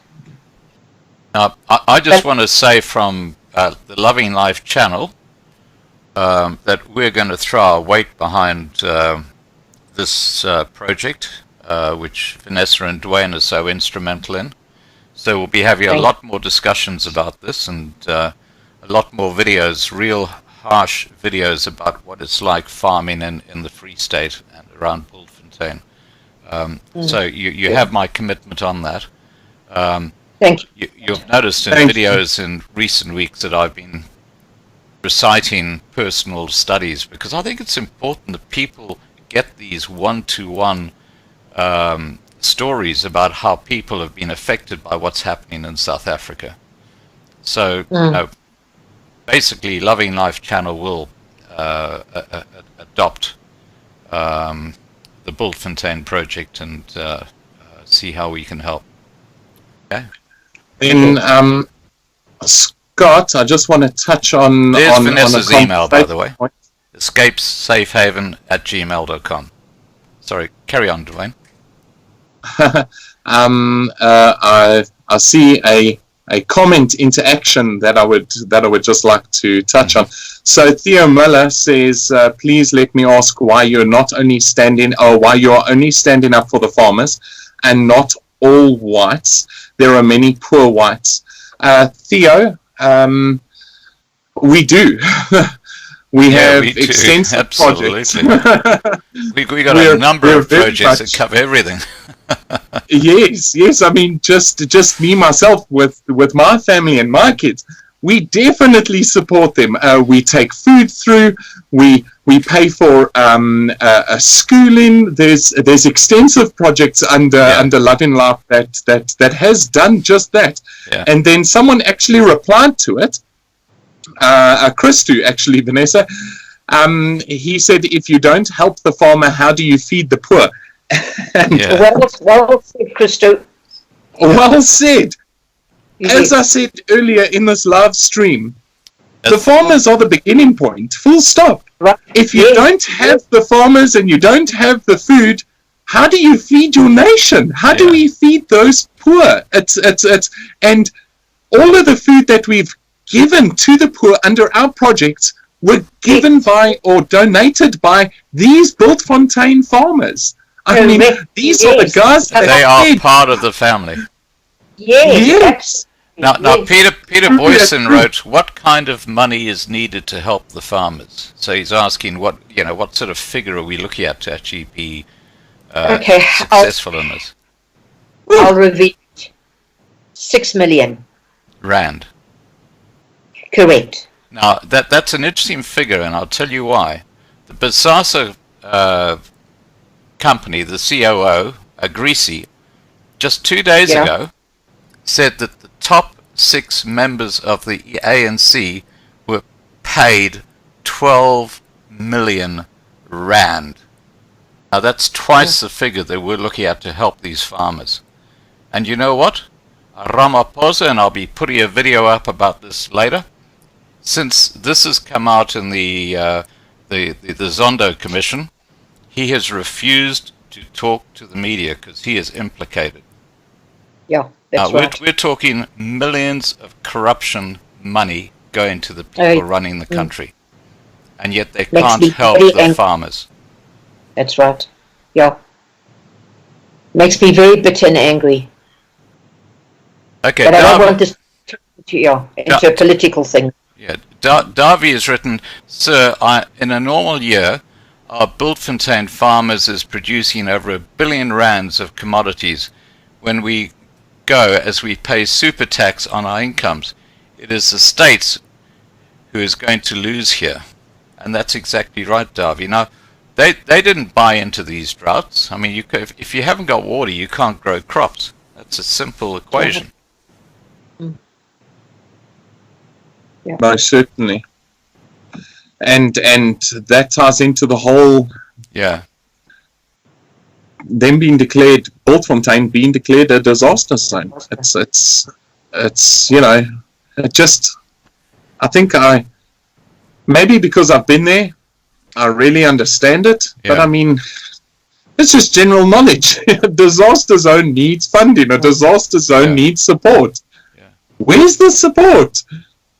Now, Glenn has put in the quote of the evening, and it's so on the money. He says, you need a lawyer every couple of years, a doctor once a year, and a farmer 3 times a day.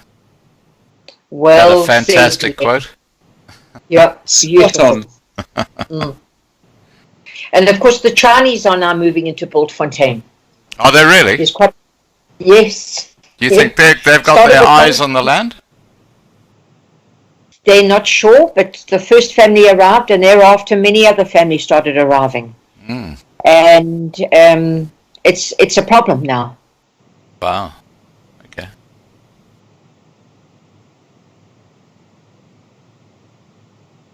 Now, Dwayne, you're actually watching side chat as well, aren't you? So if you see something there, I must just answer to it. And you aren't, Vanessa, you don't have side chat open? I don't. Okay. Well, Dwayne or I will just answer raise the questions that are raised. All right, guys. Any more questions you want to ask Vanessa or Dwayne?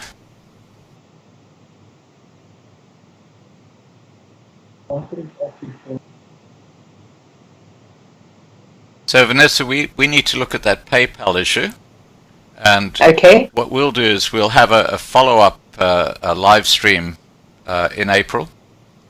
And we'll, if we can look at some of the areas that have been raised tonight, and you know, things like that PayPal account and stuff like that, I think that'd be really useful.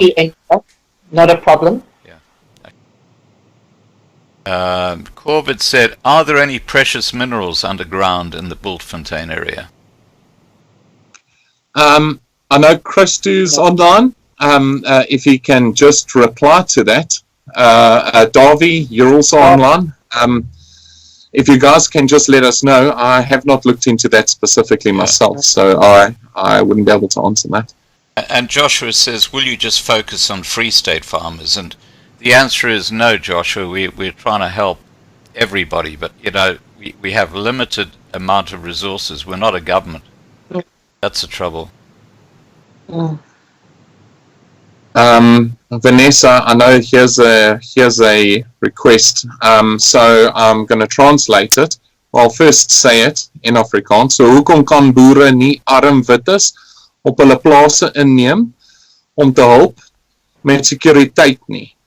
Die boere het ook slaap en vakansie nodig. That's from Eugene Marais. So basically, why can't the farmers take in poor whites and make them or use them as security? The boers also need to take a vacation sometime. Vanessa, this is right down your alley. I don't agree that the farmers should already taken poor whites. The farmer's already stretched from a budget point of view. Now he's got to sit and feed these poor white, and dare I say this, and I'm going to be shot down, but a lot of our poor whites don't want to work. And I've heard this time and time and time again. If you drive around a white squatter camp, they don't even sweep outside their houses in the morning or pick up the papers. Why must we now go and put these people on the farmer's property and burden the farmer? I am dead against it. And I just don't think it's fair for the farmer. I am looking at another situation, but not to put poor people on a farmer's land. But that'll come up in another discussion. I believe there are city dwellers who can move onto the farm and who do have assets, and they can put these assets, but we'll talk about that another time. So I'm against any poor white group of people. And you know what? They've tried this, by the way. They've taken on poor whites, and they've had to get rid of them after 3 months because it didn't work out. So don't think the farmer, you know, when Dwayne says the farmer has tried everything, he means everything. They've taken groups of poor white people, put them on the farms. After 3 months, they've had to chase them away. That's my answer. Yes, Darby has written, we as the awareness group is going to give money to this action, as we all have signed up tons of sunflower, which is, and the money of that is going to be contributed to the fund. Thank you so much. Thank you. Yeah. Well, Thanks. Darby is one of the farmers who's affected, and so that's fantastic that he's doing that. Okay, let's just see what else I can see here. There's so many IMs in here. Okay, Willem says 91 Standard Bank branches to close and between 1,100 and 1,200 jobs on the line. So that's a correction apparently to that earlier figure. Mm. And Krista says there are no minerals in Bultfontein. Okay. Mm. I'm sure if they had been, they would have been mined out by now. Yeah. And NF says, I want to work.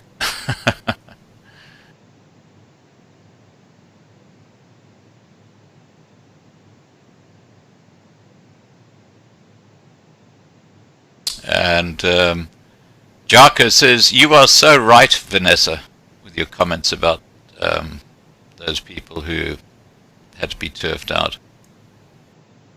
And Christo agrees as well.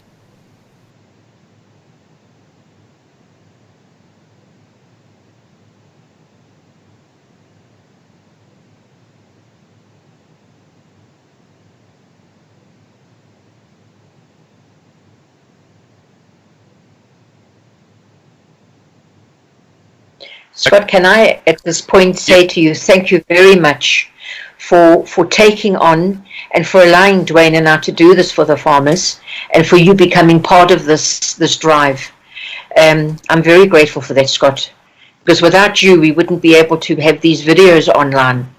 And without Dwayne's wonderful editing, I'm very, very grateful that I've got a team like this. Or we have a team like this. Yeah, you're very welcome, and Dwayne does do fantastic videos. I mean, he really does. I know it takes him hours to put them together. All right, look, I'm going to shortly close this channel down unless there are more questions coming to Vanessa and Dwayne. They're both exhausted. They've been working really hard, and they've got other things they need to do. So this is your last opportunity. Throw the questions in quickly, and they will answer.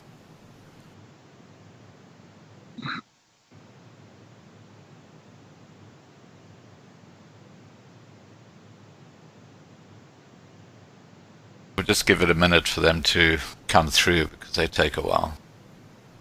And look, this is not the last time we're going to be talking about this issue. We'll be talking about it a lot more. The Bultfontein farming community have supported this channel and community on this channel tremendously. Absolutely. So you know, we are throwing our weight behind them. It's quid pro pro. Dana said, thanks Scott, we are contacting our reps here in the USA. Oh, the House of the Senate reps. Oh, that's great. Thanks, Dana. Thank you. Darby's going to send you a video, Vanessa, of the night sky as he is farming right now. Oh, thank you, Darby. We love you to bits, you know that, hey? Just please forward that video to me, Vanessa. I will, yes.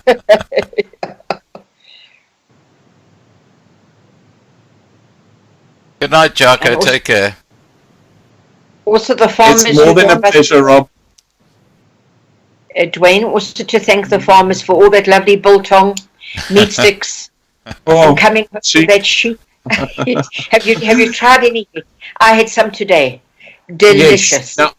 Now, Scott, when you go to a farmer's farm, I would just love to touch on this before we shut down the live stream, and maybe it's a bit of a light ending actually. Mm. When you go to a South African farmer's farm, a regte boerse plaas, I mean a real boer's farm. Yeah. Mm. And they say, here's some biltong. Heaven help you, don't take it. It is the most delicious biltong you have had in a very long time. You're so used to this dried out city biltong. Oh, Well, the Bultfontein farmers definitely treated us. They took care of us. They helped us. They reassured us. They made sure we were safe, secure. The rooms where we stayed were just absolutely beautiful. yeah. And the farmers built that themselves. Yeah. It's no contractor coming in. Yeah. When the people say boer maak 'n plan, you know, a boer They makes do a make plan. a plan, yeah.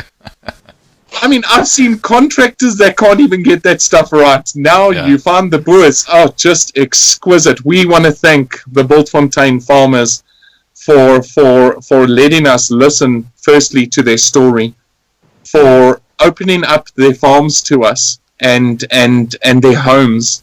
What Fantastic. a homely people. Yeah. They are just amazing. They truly are amazing. If I could pack bags and go through to the Free State, I would happily do it. But yeah, we have work, we have jobs, and we need to, you know, have things still running. So yeah. Well, I have to tell you a historically correct story about biltong and the Griqua Yes. people. Now, the Griquas, as you know, were the first tribe to move up north of the Orange River from the Cape. And they used to often go on long hunts, you know, with their guns, because those days there were no farms, it was just wild bush. And their main provision was biltong.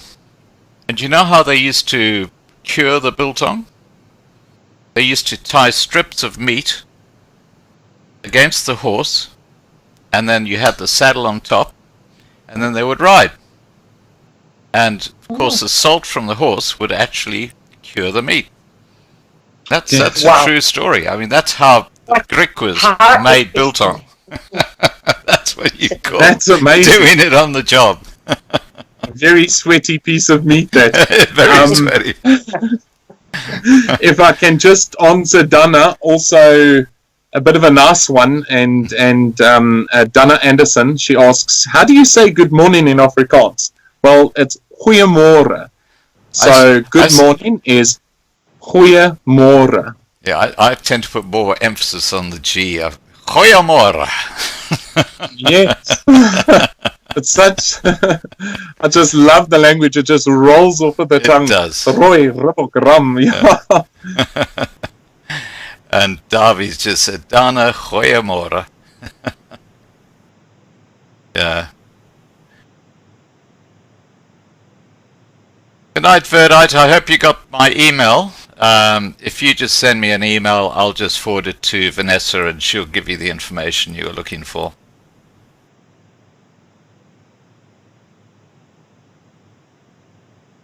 All right, if there aren't any more questions, I'm going to let my guests tonight, Dwayne and Vanessa, get some sleep because they must be absolutely exhausted. So much due. Okay, so yes, sweaty horse biltong. That's Sherry. Yeah. And I have to tell you guys, those who are watching right now in the side chat, because I get lots of information from Vanessa and Dwayne. If you hear something, if you have an internet link, if you see or get a bit of video through a WhatsApp or whatever it might be, please send me an email. I go through hundreds of email every day, and that's how this channel gets a message out there. And I really depend on your emails coming back to me. And I'll just throw my email in here again, just so that people haven't seen it. You can cut and paste it.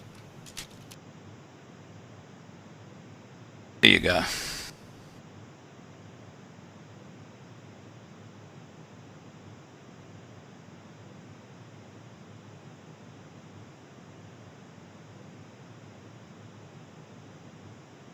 Try it again.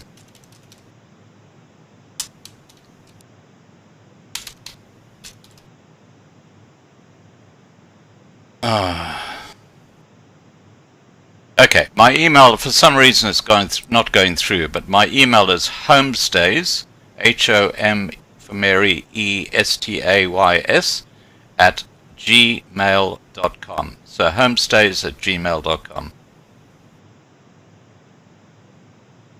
What's on the agenda next week? You'll have to wait to see, RC.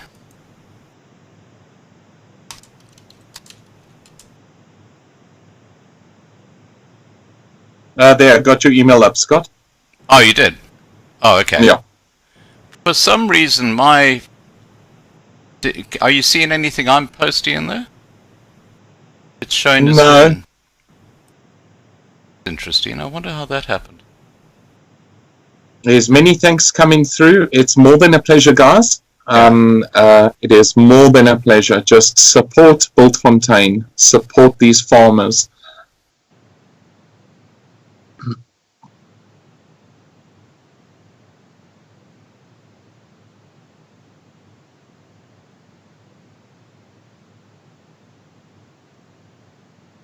Alrighty, I'm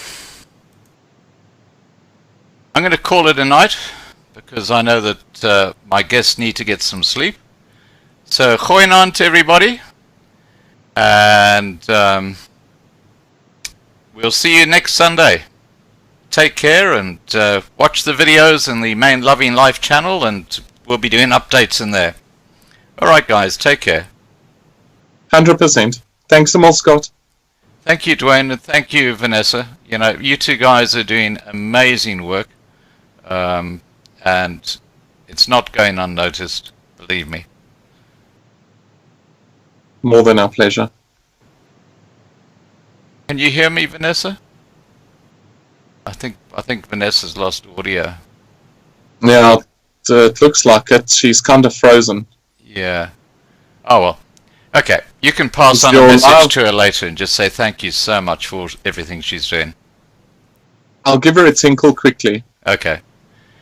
All right, I'm shutting down the live stream, guys. Thank you so much for participating, and take care. More than a pleasure. Cheerio. Cheers, guys.